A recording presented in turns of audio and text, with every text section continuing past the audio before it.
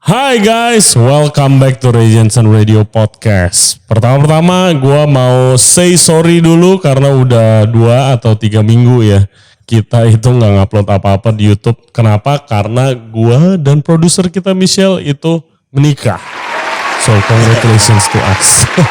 Dan kita akan mulai lagi. Juga kita lagi cooking up couple of new concept yang akan ada mungkin tahun depan. But for now kita lanjut di podcast Regensen Radio as usual. Thank you very much for listening to the show today.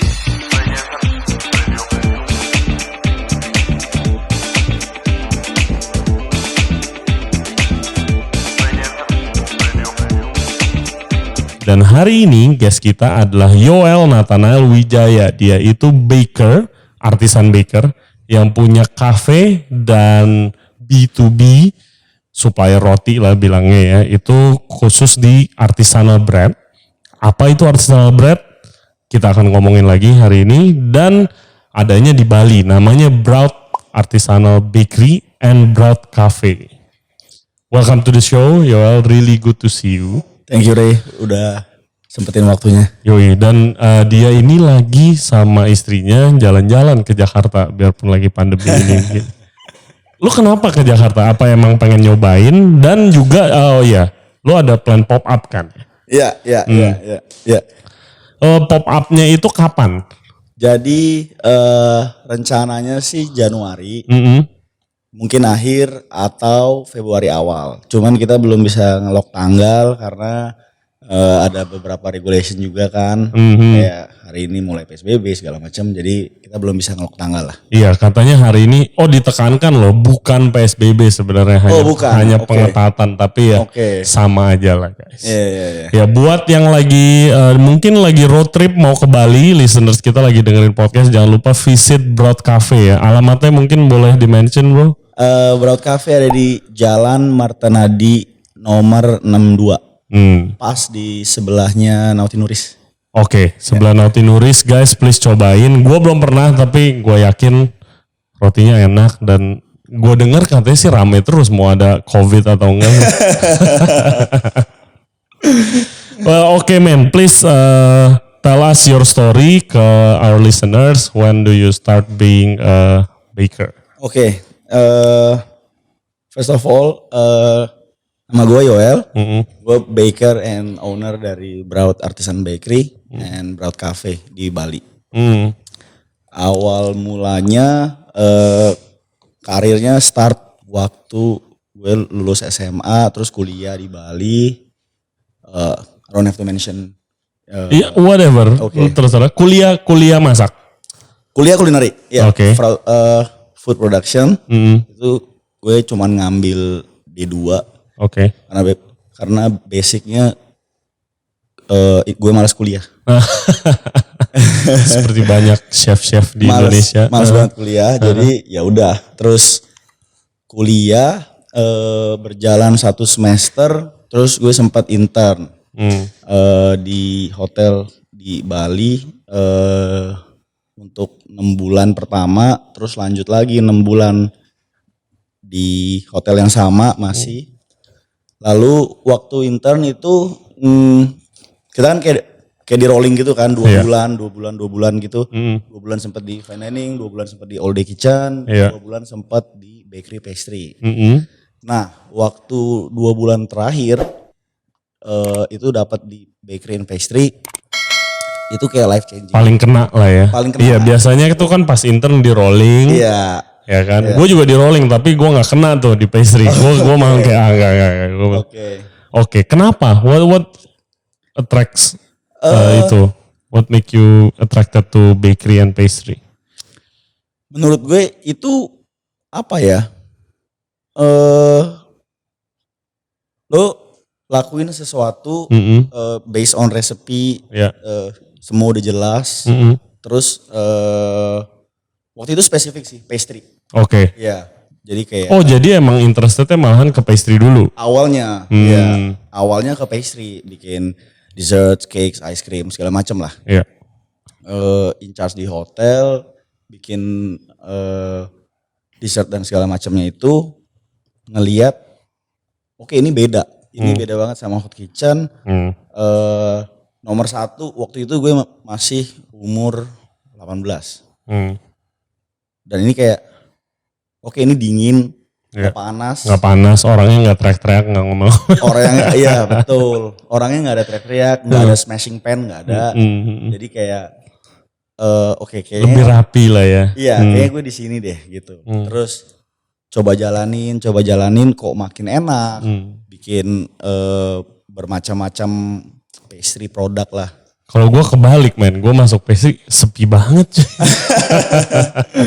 Dan apa ya, waktu di pastry ngelihat bahan yang gue belum pernah lihat sebelumnya. Gitu kan, karena apa yang diajarkan di kampus sama di tempat intern ya beda jauh. Iya beda jauh, apalagi pastry ya, pastry beda hotel jauh. Di Bali of course kan ya amazing, pakai expensive ingredients and all that lah ya. Benar. Terus kenapa pindah sekarang dari pastry malah bakery? Bakery kan nggak terlalu exact banget kan, apalagi artisan bread. Benar. Jadi waktu itu waktu masih intern itu, ada kayak walk-in interview gitulah dari HR corporate-nya. Mereka lagi hiring untuk pre-opening hotel di Dubai waktu itu. Ya udah, gue sama ada nih temen baik dari awal karir ikut, namanya Bayu.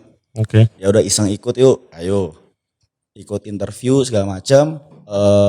Intern udah kelar, di rumah nggak ngapa-ngapain kan, sekitar 3 mingguan ditelepon, coba buka email deh. Kayaknya kita diterima gitu. Terus cek email, oh iya, ya udah waktu itu nekat aja sih 2019 akhir. Berangkat masih umur 19 juga kan. Belum tahu apa-apa lah. Ya udah berangkat bareng itu sama Bayu. Waktu berangkat kita join di Ritz-Carlton di AFC Dubai. Terus waktu join juga masuknya ke pastry. Tapi along the way kayak baru jalan sebulan, si head baker di sana baik sama gue. Terus dia nawarin, lu mau transfer nggak? Ya udah. Nah dari situ transfer, kena lagi dan lebih kena. Apa yang lu bakery itu yang menarik buat lu tuh apa? Dia gak jauh beda sebenarnya kan sama pastry. Dia ada resepi segala macam. Tapi dia involve tangan lebih dalam lah. Karena dan itu juga terbukti sih sampai sekarang. Kayak misalnya gua kasih resepi, kita berdua pegang resepi yang sama, lu belum tentu bisa bikin yang sama. Oh ya udah pasti lah. Udah pasti. Nah itu menurut gue itu kayak yang orang gak bisa curi. Oke. Gitu. Tapi it doesn't mean gue kayak sekretif banget atau enggak? Enggak, sama sekali enggak. Cuman itu kayak my own meditation juga ternyata. Kalau misalnya sampai sekarang gue masih baking di rumah di Bali. Kalau misalnya pas gue udah lagi kerja, ya udah HP gue tinggal, istri kadang nyariin, mana. Ya udah. Tapi HP gue tinggal kalau udah intuit ya. Udah intuit, udah. Gitu. Terus lu dari sana bisa sampai lu decide buka bakery pertama dan you choose kayak apa ya? Kalau dibilangnya mungkin gourmetnya roti gitu kan. Kalau artisanal bread kan. Iya. Oke, pertama coba jelasin lagi artisanal bread. Gue bilang lagi karena setiap baker yang gue undang tuh gue minta jelasin ke listeners gue. Artisanal bread itu apa bedanya sih sama roti tawar yang ada di supermarket misalnya? Well, basicnya dia kan ada 2 kata, artisanal bread. Artisanal involve artis di situ. Artis ya bukan artis ya, kayak artis yang kita tahu, tapi artis ya kan pelaku artnya, pelaku seninya, berarti ada orang dan ada rotinya. Nah rotinya dibuat pakai tangan sama orang, bukan pakai mesin. Basicnya itu doang. Oke. Itu yang di kacamata gue ya. Jadi kayak bukan yang machine made kayak long line production gitu, bukan. Bukan pabrikan lah ya gitu. Bukan. Itu sih kalau di kacamata gue itu artisanal bread ya dibuat oleh orang pakai tangan. And why do you choose to do that waktu lu ke Bali? Balik ke Bali waktu itu 2012. Eh, dari di Dubai itu udah kayak oke, one day I will have my own bakery. Instantly gitu. Jadi udah kayak I'm a baker now gitu ya. I'm a baker now, I will bake until I die. Udah gitu doang. Terus ini lagi banyak loh yang begitu tiba-tiba everyone is baker kan sekarang kan. Iya. Pandemic baker. Wah, salut buat orang-orang juga yang akhirnya memberanikan diri untuk start baking, karena itu juga bukan, satu itu bukan rocket science, tapi yang kedua itu juga bukan sesuatu yang gampang banget diduplikat. Ternyata gitu kan. Gue yakin orang-orang pasti ngerti lah. Terutama orang-orang yang baking sekarang itu pasti ngerti. Oke. Itu. Balik. Terus habis lu udah decide ya? Awalnya balik ke Bali, terus gue waktu itu join ke bakery kecil gitulah. Karena kan selama ini karirnya hotel mulu kan. Nah terus karena gue tahu mau punya bakery one day, gue mikir kayak oke, gue harus belajar bisnisnya nih kayak apa sih. Masuklah ke bakery kecil, kita setup ulang bakery itu segala macam. Di situ belajar. Terus waktu gue join di sana, meeting sama klien-klien itu ngeliatin roti-roti yang mereka ambil dari supplier yang ada saat itu. Terus kayak sedih gitu. Iya kayak, man, ini bukan sih. Ini bukan sourdough, ini bukan yang keluar dari yang bener lah. Iya. Ini bukan yang bener gitu. Itu di kacamata gue gak bermaksud judgmental ya. Iya, tapi emang begitu kan. Iya, kalau betul. At least di Bali, tapi I imagine masih mending dong. Karena kan di Bali banyak orang luar negeri, banyak orang bule yang tinggal di situ. Mestinya lebih daripada Jakarta ya. Iya. Jakarta tuh bener-bener nol loh. Iya. Waktu dulu gue balik tuh kalau lu mau nyari country bread atau sourdough gitu, itu lu harus ke Kemcik tuh. Yang supermarket impor yang kayak satu loaf-nya itu lo harus beli per loaf. Terus kayak satu loaf-nya udah kayak 65.000 gitu. Kayak begitu. Sesusah itu di Jakarta. Iya. Tapi ada funny story juga. Waktu gue akhirnya mutusin buat start Braut. Oke, gue harus start 2014 Oktober waktu itu. Gila, berarti you're how old itu? Umur berapa ya? 2014, 25. 4 apa 5 ya? Berani juga ya? Ya mau gak mau. Mantap. Mau gak mau. Akhirnya start itu, gue start dengan equipment yang sangat seadanya. I don't have enough capital juga. Ya cuman apa ya. Jalan dulu lah mulai. Jalan dulu, simple aja. Jalan dulu aja coba gitu. Nah itu gue door to door. Kayak basically gue cari klien dari nomor 1 TripAdvisor, nomor 2 Google, segala macam. Nah gue make appointment sama restoran ownernya, purchasingnya segala macam. Lo kasih tester gitu. Kasih sampel sama price list. Terus surprisingly, even yang expat own restoran, ada juga yang bilang, ini roti apa, ini keras banget, ini asem. Hah? Ya. Damn. Itu agak aneh gitu. Agak shocking juga buat gue. Karena kan berlawanan sama ekspektasi gue kan waktu itu. Oke. Lu lahir di Bali ya? Itu susah sih. Tapi pelan-pelan ada beberapa customer yang ngerti, dan ada yang bilang kayak okay, this is what I've been looking for since years. I'm doing business here in Bali. Ada yang bilang seperti itu. Akhirnya ya udah kelok, sampai sekarang customer itu juga masih loyal sama kita. Iya, dan gitu. Gue cerita dikit kayak pengalaman gue sama kayak The Real Bread. Itu kan gue gue lulus SMA, gue bilang gue mau jadi chef, terus gue langsung berangkat ke Perancis kan. Nah itu di sana yang gue bener-bener tahu, oh ini roti itu begini, gitu loh. Terus ya gue tinggal, terus anak kos-kosan, duit juga tipis, gue selalu beli roti di minimart yang mass produce gitu dong, murah gitu kan. Terus chef gue pernah bawa ke sekolah buat bawa pulang. Terus chef gue bilang, ini bukan roti, yang bakery guru gue, ini bukan roti, this is shit gitu kan. Nih lu lihat nih, terus dia bawa roti tawar dari kitchen, terus dia bejek roti tawarnya. Nih roti lu pegang, dia ngembang lagi. Terus yang roti yang ya biasa, roti yang supermarket, ya bejek ya udah. Jadi ya jadi kumpulan gitu kan. Iya. Ini kimia semua, jangan dimakan apa gitu. Iya, Itu pengalaman pertama gue tuh, roti yang asli gitu ya. Oke. Habis itu ya udah keenakan di Prancis roti mah Ya di enak mana-mana. semua. Iya. Iya. Ya, susahnya nggak ada nasi kalau di Prancis kan. Iya, Gitu. benar, Nah terus lu kalau dengan itu berarti bisnis before this all COVID stuff must be good dong. Cafe yang membutuhkan artisanal Iya. bread di Bali it's countless kan. Iya. Banyak banget loh. Iya. Cuman memang ya struggle di awal nggak bisa dipungkiri waktu itu. Apa struggle-nya men awal-awalnya? Oke. Kayak memorable stories and Waktu itu- experience. Waktu itu 2014 awal gue kayak mutusin oke, this is the last time I'm gonna work in hotel atau dimanapun. I'm gonna do my own thing gitu. Iya. Ya udah dengan limited fund, gak ngerti bisnis juga, cuman tahu bikin roti.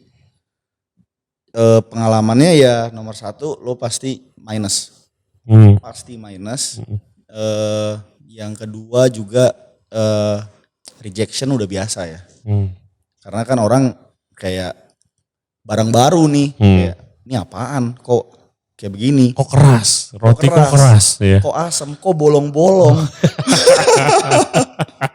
Wah itu banyak banget. Kok keras, kok asem ya. Iya, sampai restoran yang cukup punya nama, jadi kayak ekspektasi gue kan kayak, oke, mereka punya nama, mereka seharusnya ngerti lah. Tahu lah. Tahu lah gitu. Ternyata enggak juga.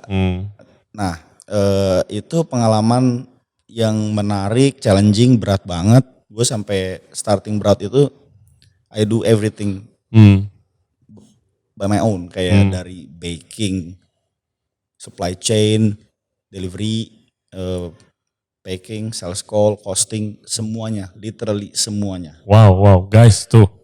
Dengerin men, semuanya sendiri. Nah sekarang kan banyak nih pandemic baker nih. Kalau udah jago coba aja buka dikit-dikit mulai dari PO dulu. Iya. Sekarang banyak banget loh men. Banyak banget. Kenapa sih, what do you think is a sourdough boom? Karena mungkin apa ya? Pertama orang banyak nganggur di rumah free time. Itu udah pasti.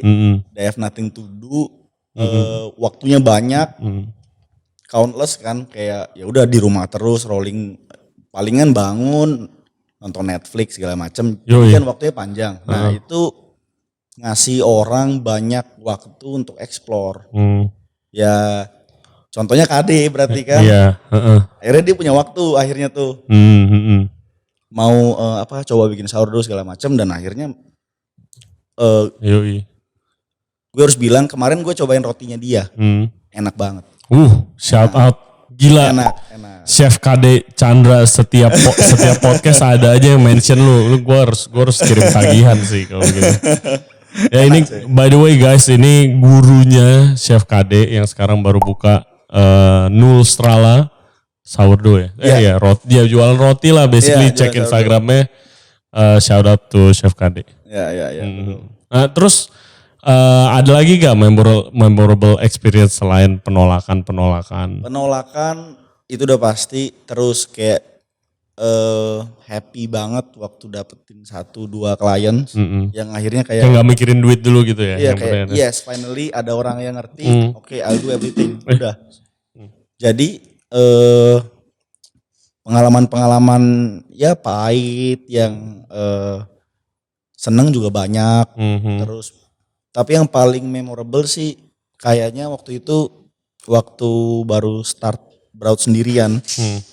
Hujan deras banget. Somehow ini Braut yang cafe atau Braut yang wholesale? Yang wholesale ya. Iya. Waktu itu gue sendirian lagi baking tengah malam tuh. Hujan deras, terus somehow dari atap ada bocor. Pertama pikir kan kayak oh ya udah kecil biasa gitu kan. Terus dari temboknya tiba-tiba keluar air semua. Di tembok itu ada berbagai macam instalasi. Listrik dan segala macam. Wah, itu langsung shutdown semua. Ayo. Itu kayak oke, this is the end. Baru mulai. This is the end, kayaknya udah gak bisa deh. Akhirnya besokannya gue udah mulai kirim CV lagi. Mau apply kerja lagi. Tapi pas abis kirim CV setengah jam lagi orderan masuk lagi, jadi kayak oke, masih ada harapan. Wow, what a story. Ya udah akhirnya konstan jalanin itu sampai sekarang. Nice man. Yeah, I bet you're doing a really great job. And mungkin gua sama Michelle kalau ke Bali udah nyobain roti lu kali kalau makan avontos gitu. Oh iya. Di cafe mana gitu. Pasti. And terus why do you decide to open a cafe? Oke. Lagi pandemi gini, yang banyak kan didengar kalau di Jakarta sih dengarnya Bali sih semuanya pada mati gitu, quote unquote ya, pada mati semua sepi banget gitu. Ya. Lu malah buka kafe, buka toko. Ya apa ya? Sebenarnya waktu itu kan 2019 Oktober gue married, terus emang punya cafe ini it has been my dream since day one sebenarnya. Cuman gue tahu buka cafe, buka retail itu mahal. Wah, mahal banget. Mahal banget dari equipment belum, investment segala macamnya belum. Apalagi ngomongin marketing, udah pasti banyak deh. Nah, nggak pernah kesampaian. Akhirnya waktu abis married, kita sebelum ke Europe seal the deal sama ada teman yang punya tempat. Oh, oke. Akhirnya ya udah kita beraniin aja, invest segala macam. Gue pergi liburan dulu, pas balik pandemik. Harusnya buka waktu itu sih bukanya April, karena gue ngejar untuk dapetin Idul Fitri kan. Iya. Tapi karena pandemik segala macam, semua tempat sepi, akhirnya kita mundur kayak ya udah kayak kita pending dulu deh. Gitu. Gue sama partner bertiga akhirnya mutusin udah kita pending aja dulu. Oke. Pending dulu, pas juga construction belum selesai. Jadi ada waktu banyak buat nge-tweak menu, terus tell the listeners kayak the concept of the cafe. Apa konsepnya? Concept of the cafe. Sebenarnya apapun yang kita buat di Braut itu fresh. Baking area kita ada di depan cafe, jadi semua orang tuh bisa lihat apa yang kita bikin dan itu made on the spot gitu. Bener-bener kita buka jam 8 sampai jam 5 sore kan. Jam 8 buka, ya jam 8 baru matang rotinya. Oke, wow. Sounds really good. Ya, konsepnya sih itu. Nomor 1 fresh, nomor 2 straightforward. Kita nggak ngelakuin apapun yang lagi tren ya. Karena gue gak seberapa suka sih yang tren kayak. Contohnya rainbow bagel kayak gitu-gitu, gue gak ngikutin. Mana yang sweet potato bread itu yang Korea, lu ngikutin gitu? Sweet potato bread gak? Gue gak ngikutin. Itu hampir semua di sini. Iya, garlic bread, iya garlic bread juga tuh. Iya, itu kita gak ngikutin. Gak main ke situ lah gitu. Jadi ada makanannya juga dong kayak.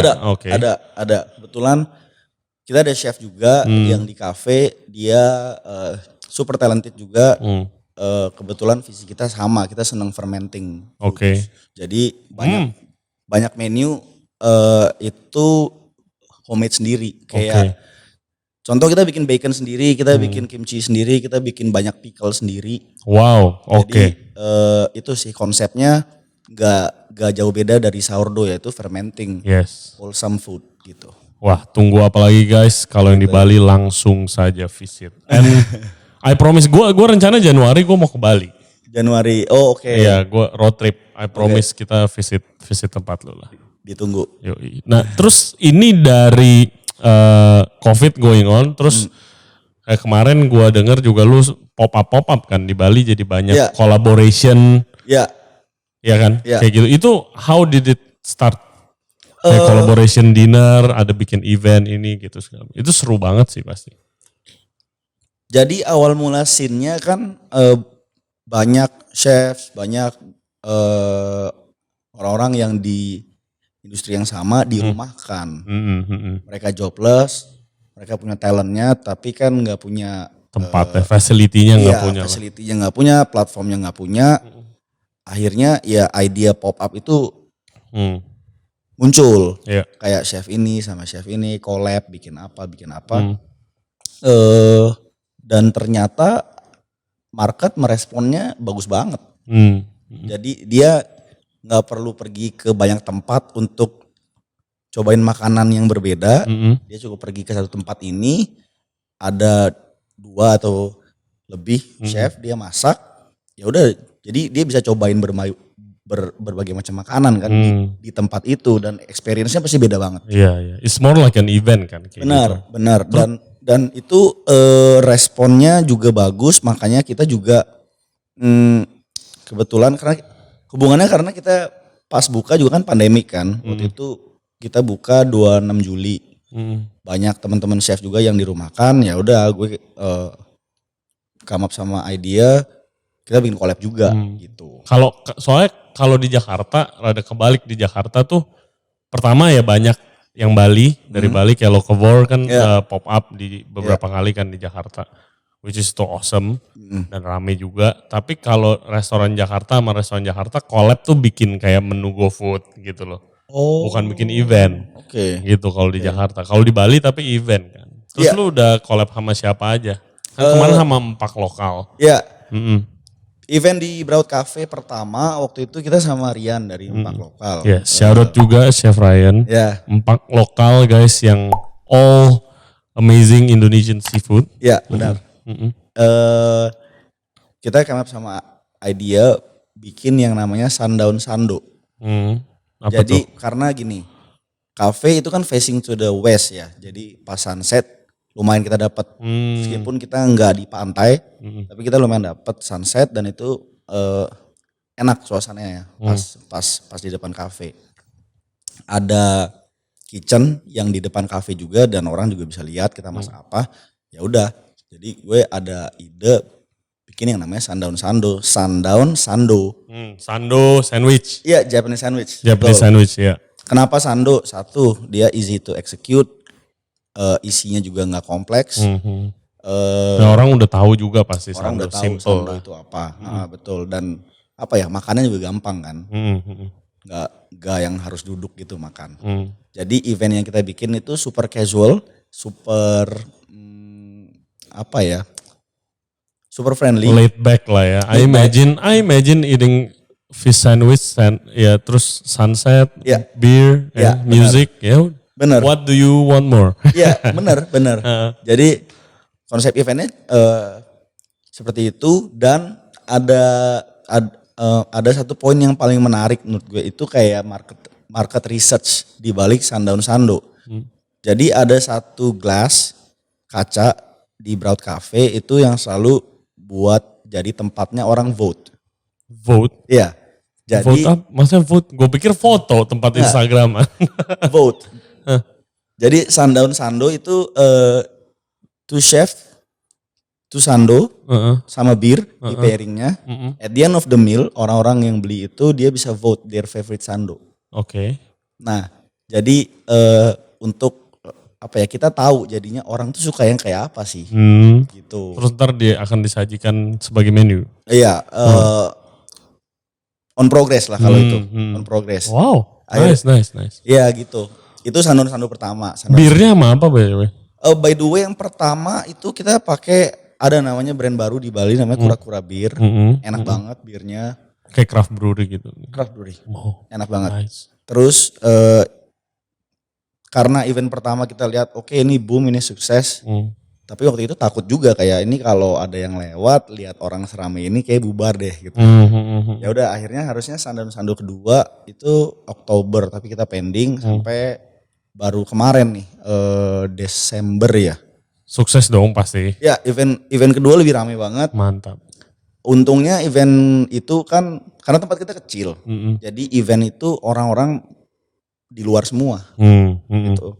Outdoor, mereka makan sando, mereka networking, itu yang paling penting. Mereka networking, mereka bangun relasi, ketemu teman baru, tukar pikiran, ngobrol dan segala macam. Iya, hangout lah. Ini hangout, ya. Tahun ini tuh gila susah banget ya mau hangout ya. Emang ya harus ada protokol, tapi sometimes kayak kangen banget gue hangout like this aja udah kayak jarang banget ya kan. Pasti. Terus gue denger juga lu collaborate bukan sama chef aja, tapi ada sama orang yang bekerja di bidang fashion segala macam. Itu how? Basicnya dia maksudnya orang yang fashion tuh ngapain gitu di that event gitu. Jadi ini basicnya karena kalau yang ke cafe itu kan sampai sekarang kita punya banyak regulars. yang awalnya cuma customer biasa sampai jadi teman. Karena dari awal juga gue sama tim semuanya itu nggak mau bikin sesuatu yang fine, yang terlalu Serius gimmicky, lah ya gitu. serius. Jadi kita super casual, easily approach. Dengan gaya itu akhirnya yang dari customer kita sampai bisa jadi teman sampai sekarang. Nah dari teman kita ngobrol kenalan, oh ternyata si ini itu begini, oh si ini itu begini gitu. Nah akhirnya karena kita kenal sama customer kita ajak mereka collab. Ada satu customer kita yang ternyata dia tuh artis di Perth, dia bikin mural dan segala macamnya lah. Dia bikin banyak graphic animation gitu. Kita ajak collab buat bikin ini merchandise. Kemarin kita bikin for the event. For the event. Oh nice. Jadi basicnya approach-nya adalah community base. Iya sih guys. Jadi one thing to take away from this podcast kayak in any situation bukan karena corona doang. Jadi make sure you saling support lah the community. Benar. You never know when you need them the most juga kan. Gitu nanti ke depannya gitu. Benar. Makanya akhirnya kita collab sama orang-orang yang di luar F&B industri juga gitu loh. Kayak kemarin kita collab sama non-profit radio station juga. Terus kita collab sama Flux juga. Ada satu brand dari Bali lah. Bikin merchandise. Nah karena kita kepengen selain bikin produk ya, food and beverage yang bener, yang enak, yang proper, yang semua orang bisa nikmatin. Kita pengen ada sesuatu yang orang bisa bawa juga setelah main dari kafe. Iya, good idea lah. Merchandise itu very good idea lah. Apalagi kalau event. Gitu. Dan gue demen banget kayak ya, again the community feeling gitu loh ya, saling support lagi saat begini gitu loh. Benar. Ya kan? Kalau yang emang cuma kayak support your local restaurant ya apa gitu loh. Atau kayak ya gue jadi curhat kayak influencer mau Jakarta mau ke Bali tapi mau gratisan buat marketingin villa atau siapa gitu. Itu gak ada gunanya. Yang support saling support lah. Lu misalnya ada yang bikin merchandise, ada yang bikin cutlery sekali segala macam whatever it is, saling support. Benar. Oke. Itu sih. Terakhir bro. Pop up di Jakarta. Itu rencananya eventnya bakal kayak gimana nih? Itu simple banget sebenarnya. Basically kita mau bawa Braut, kita mau kenalin produk kita, apapun yang kita punya, expertise yang kita punya ke Jakarta. Karena juga kalau dari gue sendiri gak pengen terlalu bergantung sama Bali juga gitu. Ya kan? Akhirnya kita mau pop up di Jakarta, konsepnya itu